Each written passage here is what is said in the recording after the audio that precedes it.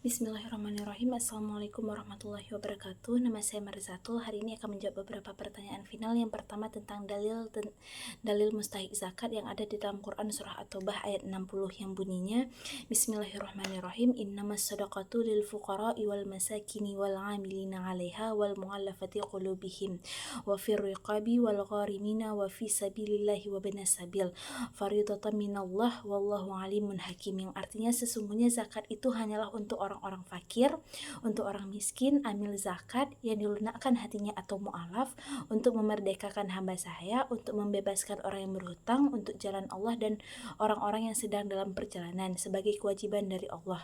Sesungguhnya Allah Maha mengetahui. Quran surah At-Taubah ayat 60. Soal yang kedua tentang tujuan dari penyelenggaraan Baitul Mal. Jadi tujuannya itu ada beberapa. Yang pertama itu untuk melakukan pengelolaan dan pengembangan secara akuntabel, transparan, prudensial, dan berkesinambungan. Yang kedua untuk melakukan pengawasan terhadap nazar dan melakukan pembinaan terhadap pengelolaan dan pengembangan harta wakaf. Yang ketiga itu untuk melakukan pengawasan dan perwalian untuk melindungi anak yatim, orang yang tidak cakap dalam melakukan perbuatan hukum, dan kekayaan-kekayaan daripada mereka.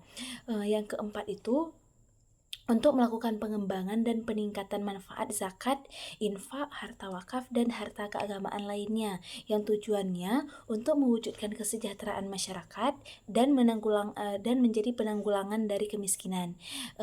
Selanjutnya itu untuk melakukan kegiatan lainnya yang terkait dengan keberadaan Baitul Mal itu sendiri.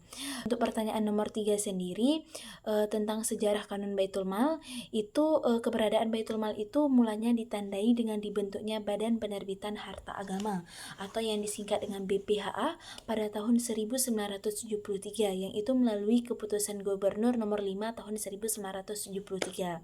Kemudian pada tahun 1975 BPHA ini diganti dengan Badan Harta Agama atau yang disingkat dengan BHA. Kemudian pada bulan Februari 1993 berubah lagi menjadi Badan Amil Zakat, Infak dan Sedekah atau yang disingkat dengan BAZIS atau BAZDA. Selanjutnya, Aceh mendapatkan momentum pelaksanaan syariat Islam yang secara formal dengan disahkannya Undang-Undang Nomor 44 Tahun 1999 tentang penyelenggaraan keistimewaan Aceh. Kemudian diatur juga dengan Perda Nomor 5 Tahun 2000 tentang penyelenggaraan syariat Islam. Dengan perda ini kemudian dikukuhkan Baitul Mal sebagai salah satu aspek syariat Islam yang kafah di Aceh ini. Kemudian diganti dengan Badan Amil Zakat, Infak atau Sedekah yang disebut dengan BAZIS tadi melalui keputusan Gubernur Provinsi Nanggur Aceh Darussalam atau Provinsi Aceh nomor 18 tahun 2003. Kemudian BAZIS kembali diganti dengan Baitul Mal sehubungan dengan lahirnya Undang-Undang Nomor 11 tahun 2006 yang membahas tentang pemerintahan Aceh yang merupakan tindak lanjut dari perjanjian Mohelsinki.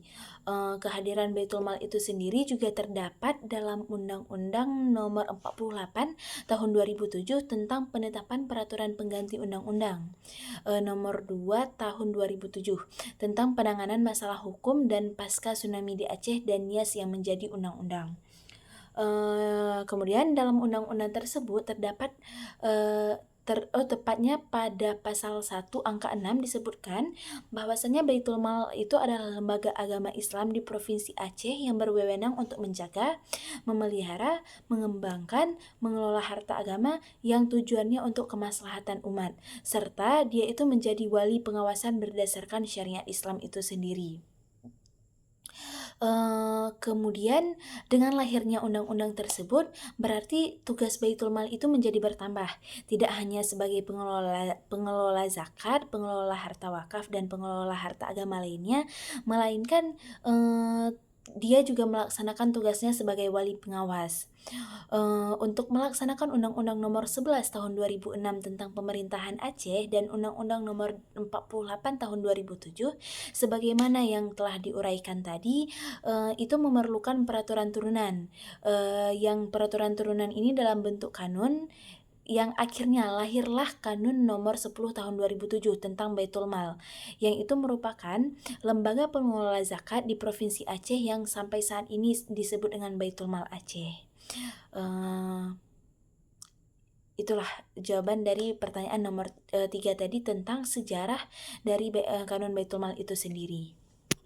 Untuk nomor 4 sendiri pertanyaan mengenai produk wakaf, yang salah satunya itu adalah wakaf produktif. Wakaf produktif itu merupakan konsep yang menggabungkan prinsip-prinsip wakaf Islam dengan pendayagunaan aset wakaf secara berkelanjutan, yang itu biasanya untuk wirausaha dan mendapatkan penghasilan pendapatan. Dalam wakaf produktif ini ada 10 tahap yang harus dilampaui, yaitu dimulai dari pendataan aset wakaf, kemudian verifikasi, pelatihan nazir, asesmen usaha, penyaluran bantuan modal, pembangunan alat produksi, pendampingan, monitoring, evaluasi atau monef, pengelolaan usaha hingga dengan endorsement Baitul Mal Aceh itu sendiri.